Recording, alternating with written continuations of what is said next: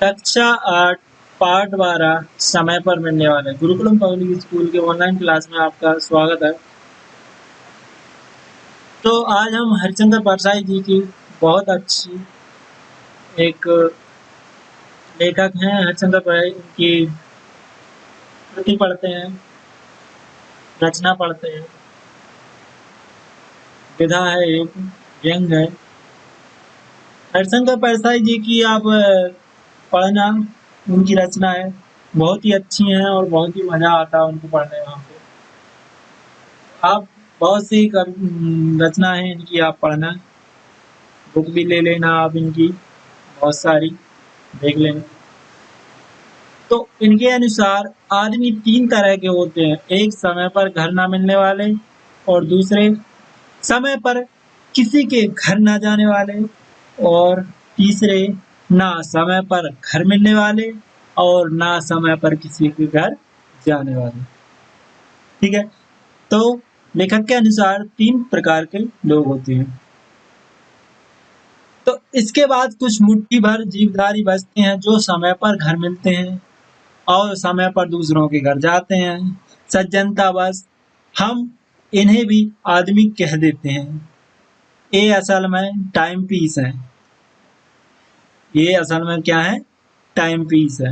ये घर में रहेंगे तो टाइम पीस देखते रहेंगे, और बाहर होंगे तो हाथ घड़ी देखते रहेंगे, है ना। टाइम के पाबंद रहते हैं, मतलब ये टाइम पीस मतलब। इन्हें हम बर्दाश्त कर लेते हैं, मगर इनकी चर्चा करना व्यर्थ है ना। तो चर्चा उनकी करनी है जिन्होंने सुबह 8 बजे घर पर मिलने का वादा किया था, पर वे घर नहीं हैं। हम उनकी चर्चा करेंगे जिन्होंने हमसे घर पर 8 बजे मिलने का वादा किया था, लेकिन वो घर पर नहीं है। उनकी चर्चा करेंगे। हम उनकी बैठक में इंतजार कर रहे हैं। बड़ा लड़का शिष्टता का निर्वाह करने के लिए बैठा हुआ कोई किताब पढ़ रहा है। वह बीच बीच में आंख की ओर से हमें देख लेता है कि हम उठने की तैयारी कर रहे हैं या नहीं, है ना। वो आंख घुमा के देख लेता है कि हम उठने की तैयारी कर रहे हैं कि नहीं। हम तनाव करने के लिए उससे उसकी पढ़ाई के बारे में पूछ लेते हैं, खेल के बारे में बात कर लेते हैं। वह हमारे बड़े सवाल का छोटा सा जवाब देता है, और हमें लगता है कि हम बच्चे हैं और किसी बुजुर्ग के सामने बचकानी बकबक कर रहे हैं, ऐसा हमें लगता है। हम अखबार पढ़ने लगते हैं, समाचार पढ़कर विज्ञापन पढ़ने लगते हैं। बीच बीच में पूछ लेते हैं कहाँ गए हैं। वह जवाब देता है पता नहीं। कब आएंगे पता नहीं। कुछ कह गए थे, कुछ नहीं। हम फिर अखबार देखने लगते हैं। लड़का अब उठा है। वह चाहता है कि हम टलें, हम यहाँ से निकल जाएं, मगर हमें जरूरी काम है। भीतर औरतें परेशान हैं, उनका बाहर स्वतंत्रता से निकलना बंद है। पास ही दरवाजा है, भीतर औरतों की बातें सुनाई पड़ती हैं। यह अच्छा है, सवेरे से आकर बैठ गया है तो उठने का नाम ही नहीं लेता। अरे कह दिया कि घर पर नहीं है तो जाता क्यों नहीं? ऐसा होता है कि कह दिया हमने कि घर पर नहीं है तो फिर जाता क्यों नहीं? यहीं पर बैठा हुआ है, पसरा हुआ है कौन ये? औरतें ये बातें करती हैं। अरे वही है, क्या नाम है उसका, कुछ काम धंधा है नहीं तो यहाँ बैठे वहां बैठे। पर इनकी भी तो आदत है कि जिस तिस से कह देते हैं कि घर आना। इनकी भी तो आदत खराब है कि किसी से भी कह देते हैं कि घर पर आना। हमारा चेहरा लाल हो जाता है, कान की लोरियां जलने लगती हैं, मगर हमें जरूरी काम है।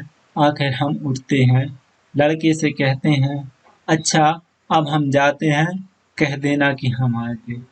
लड़का बहुत कम खुश होकर नमस्ते करता है और हमें विदा देता है। शाम तक वे कहीं मिल जाते हैं तो चौंक कर कहते हैं, अरे अरे, मैं तो भूल ही गया, तुम्हें बड़ी परेशानी हुई होगी ना, मुझे सख्त अफसोस है ना? अच्छा, कल 8 बजे आ जाओ, मैं तुम्हारा इंतजार करूंगा। दूसरे दिन 8 बजे हम फिर पहुंचते हैं। बड़ा लड़का फाटक पर आकर हमारे पूछने के पहले ही कह देता है, वे घर में नहीं हैं। अब कहाँ गए हैं पता नहीं, कब तक लौटेंगे पता नहीं, कुछ कह गए हैं कुछ नहीं। ये जवाब हो गए। अब वह फाटक तक इसलिए भागता आया है कि हम वहीं से लौट जाएं, मगर हमें काम है और हम खुद फाटक खोलकर भीतर आ जाते हैं। छोटा लड़का हमें देखकर दरवाजे से ही चिल्लाता है, भीतर भागता है, ओ अम्मा, वो फिर आ गए। हम बैठक में बैठ जाते हैं।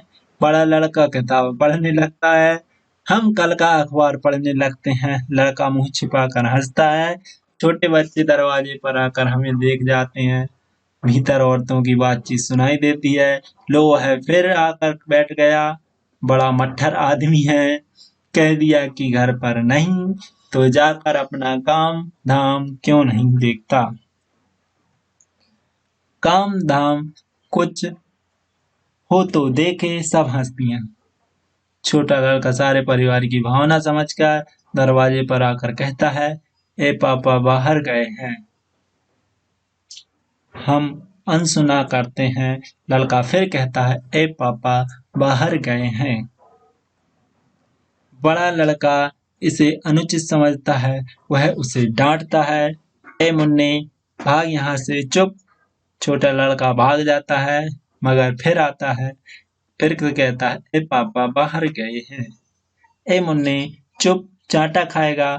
मुन्ने को अब इस खेल में मजा आने लगा। दरवाजे पर आकर बार बार कहता, ए पापा बाहर गए हैं। बड़ा लड़का डांटता है तो वह खिलखिलाकर ताली बजाता भीतर जाता है, फिर आता है। हम उठते हैं, कहते हैं, पता नहीं वे कब आएंगे, अच्छा हम चलते हैं। बड़ा लड़का बहुत खुश होता है। जब फाटक बंद करने के लिए हम मुड़ते हैं तो देखते हैं कि लगभग सारा परिवार खिड़की और दरवाजे पर है और बड़ी दिलचस्पी से हमें जाते देख रहा है। इतनी तपस्या के बाद अगर वे कभी घर मिल गए तो लगता है भगवान को पा लिया। जो लोग समय तय करके भी घर पर नहीं मिलते, वे मुझे भगवान के एजेंट मालूम होते हैं। वे हमें अभ्यास कराते हैं कि कैसे बिना ऊबे अवमानना की अवहेलना करके अनिश्चित काल के लिए किसी के दरवाजे पर इंतजार किया जाता है। भगवान के दरवाजे पर तो कई जन्म इंतजार करना पड़ता है। अगर इधर कुछ अभ्यास हो गया तो उधर आसानी पड़ेगी। दूसरी बात यह है कि इंतजार से प्रेम बढ़ता है। हर क्षण वही मन में रहता है और आंखें फाटक पर बिछी रहती हैं। प्रेम का नाम इसी बात से होता है कि कौन आपका इंतजार कितनी देर तक करता है। मेरे एक दोस्त हैं, उनसे मैं मिलने का समय तय कर लेता हूँ, पर उस वक्त हरगिज उनके घर नहीं जाता। यह निश्चित है कि वे घर नहीं होंगे। समय की पाबंदी के लिए जितनी सावधानियां चाहिए, उससे कम कभी समय पर न मिलने के लिए नहीं चाहिए। मैं उनके घर ऐसे वक्त जाता हूँ जब उनके मिलने की बिल्कुल संभावना नहीं है और वे मिल जाते हैं। उनके जहाँ होने की उम्मीद है, वहाँ ना होकर वे वहाँ होंगे जहाँ उनके होने की उम्मीद नहीं है।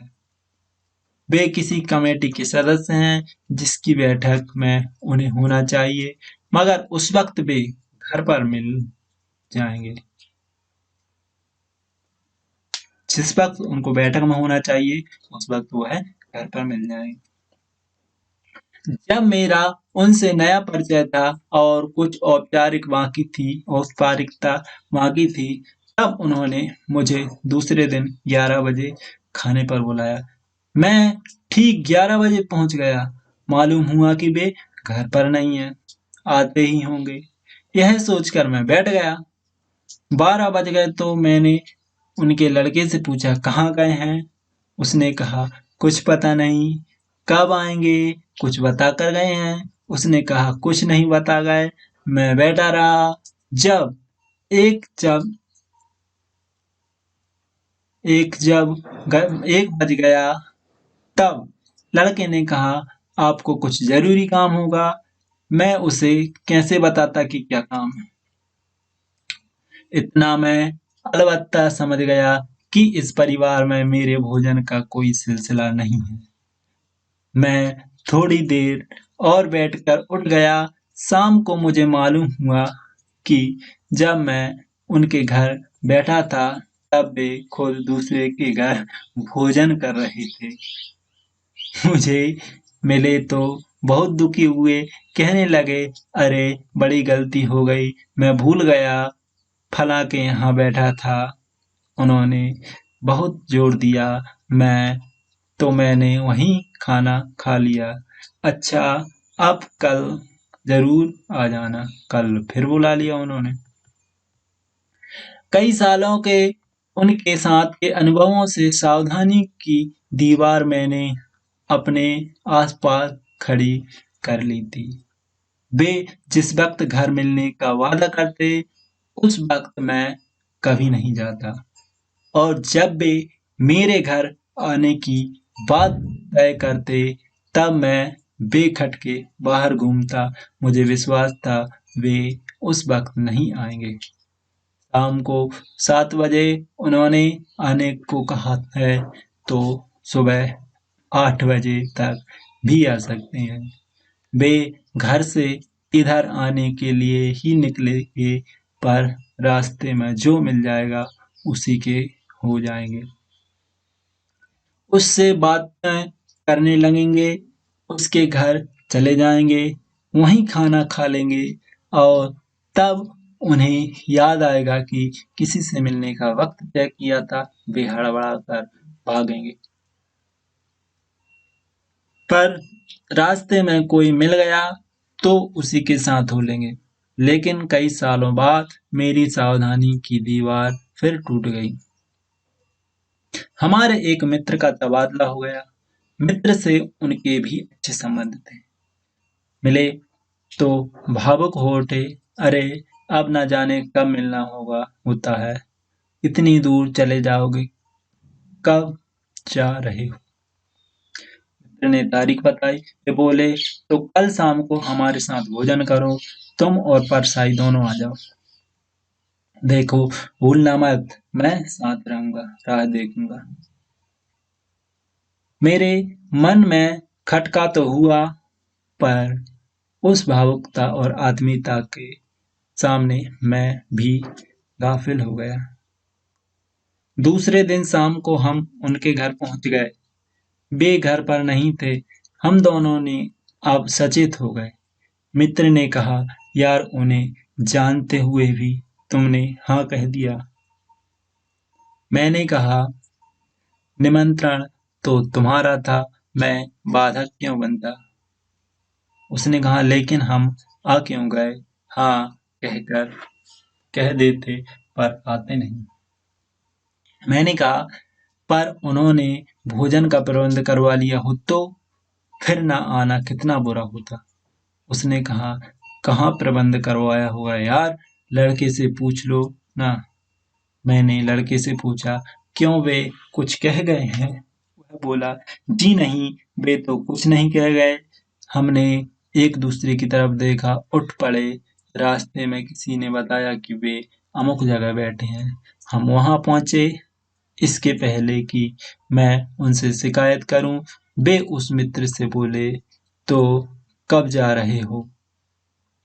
देखो भाई, जाने से पहले हमारे साथ भोजन जरूर करना। बोलो कब आ रहे हो? कब आ रहे हो भोजन पर? कल शाम को ही आ जाओ। वे इस तरह बोले जैसे उन्हें तबादले का समाचार अभी मिला है। अब हम पूरी तरह रक्षा के लिए तैयार थे। मित्र ने कहा, आजकल मेरा बिल्कुल अनिश्चित है, इसलिए समय तय करना ठीक नहीं होगा। मैं किसी भी दिन आ जाऊंगा। वे बोले, हाँ हाँ, कभी आ जाओ। तुम्हारा तो घर है और मैं तो हमेशा घर पर ही रहता हूँ। ऐसे लोगों की निंदा भी हो जाती है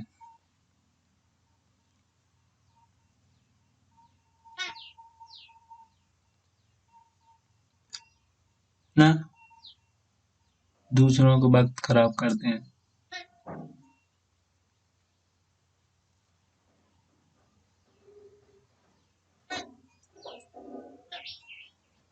वे कहाँ पर थे हम? हाँ। ऐसे लोगों की निंदा भी होती है कि वे समय का ख्याल नहीं रखते और अपना तथा दूसरों का वक्त खराब करते हैं। पर मेरा मत दूसरा है। ऐसे लोग ज्ञानी हैं, वे जानते हैं कि काम अनंत है और आत्मा अमर है। जल्दी वे करें और समय का ख्याल वे रखें जिनकी उम्र 50-60 साल होती है। हमारी उम्र तो करोड़ों साल है, क्योंकि आत्मा कभी आत्मा कभी मरती नहीं।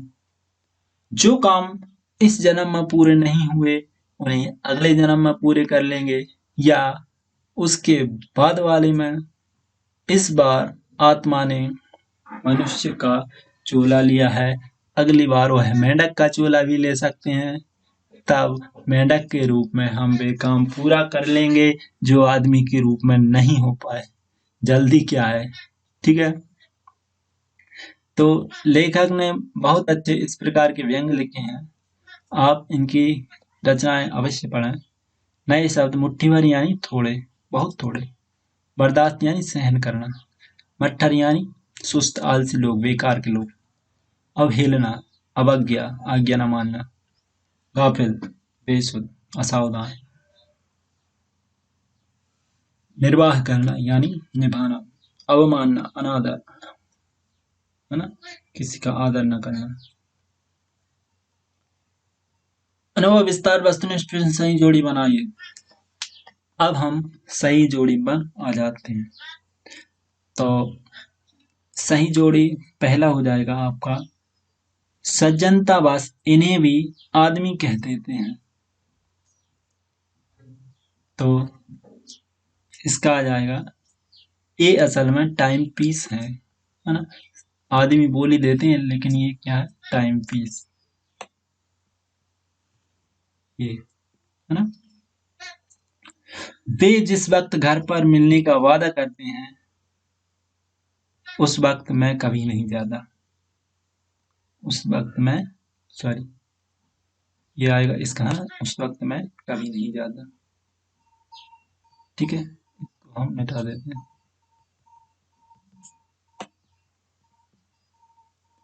उस वक्त मैं कभी नहीं जाता। भीतर औरतें परेशान थी, उनका बाहर स्वतंत्रता से निकलना बंद है। ये लड़का फिर कहता है, ए पापा बाहर गए हैं। क्या बोलता है लड़का कि ए पापा बाहर गए। अब आगे सही शब्द चुनकर रिक्त स्थान की पूर्ति कीजिए। इसके बाद कुछ मिट्टी भर खाली स्थान बचते हैं जो समय पर मिलते हैं। जीवधारी या चक्रधारी, यहाँ पर लेखक ने किसको कहा है, जीवधारियों को। हाँ, कुछ जीवधारी लोग बचते हैं जो समय पर मिलते हैं। अच्छा, मित्र की भावुकता और खालिस्तान के सामने मैं काफिल हो गया। शिष्टता या दृष्टता? हाँ? आत्मीयता था शायद बुक में, है ना। शिष्टता, चलिए शिष्टता मैं काफिल हो गया। 1 मिनट।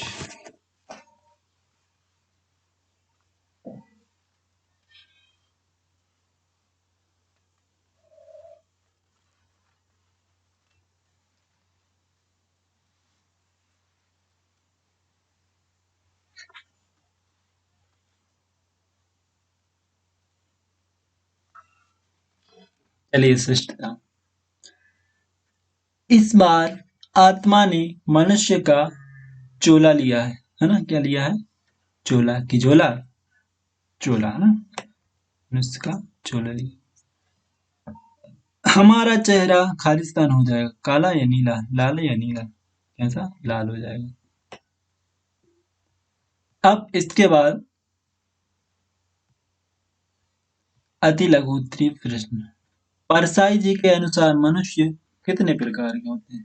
तो परसाई जी के अनुसार मनुष्य 3 प्रकार के होते हैं। समय पर न मिलने वाले, दूसरा समय पर किसी के घर न जाने वाले, और तीसरा ना समय पर मिलने वाले और ना ही समय पर किसी के घर जाने वाले। अब देखते हैं लेखक ने टाइम पीस किन मनुष्यों को कहा है? किन मनुष्यों को टाइम पीस कहा है? तो लेखक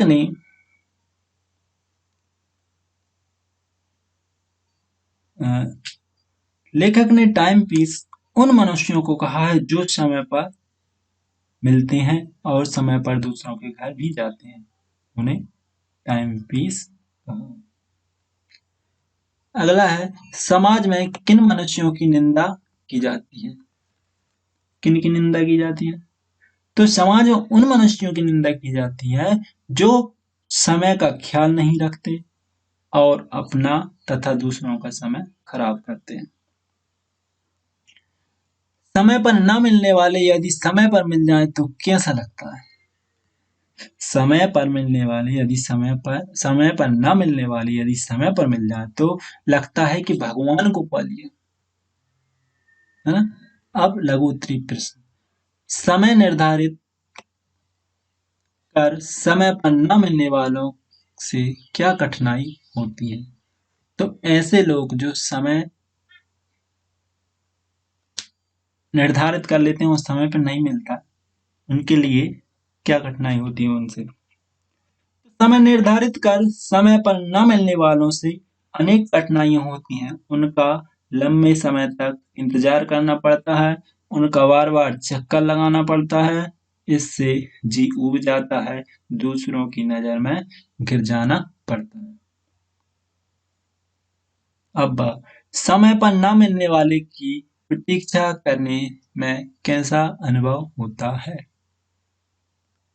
तो उत्तर रहेगा, समय पर न मिलने वालों की प्रतीक्षा करने में कठिन और दुखद अनुभव होता है। हर क्षण मन उनकी ओर लगा रहता है, आंखें फाटक पर बिछी रहती हैं।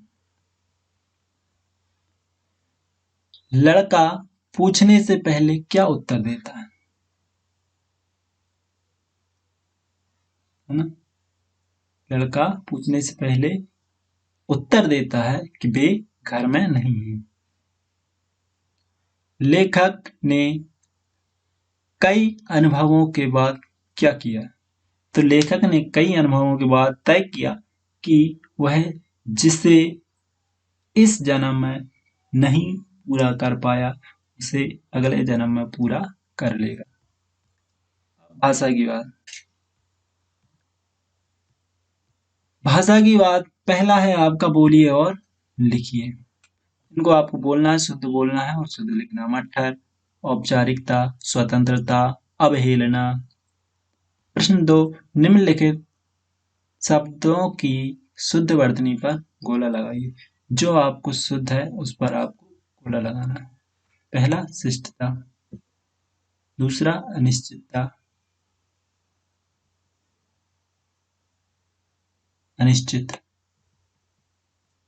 है ना?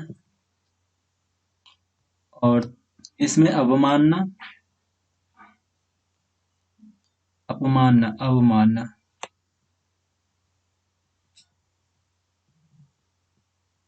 अनुभव।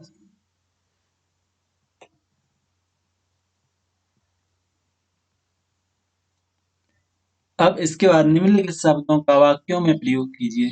जीवधारी, बैठक, अभ्यास,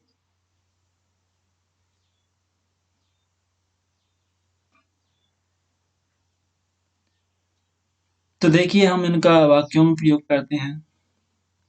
जीवधारी, मनुष्य सर्वश्रेष्ठ जीवधारी है। इसका वाक्य एक हो जाए, मनुष्य सर्वश्रेष्ठ जीवधारी है।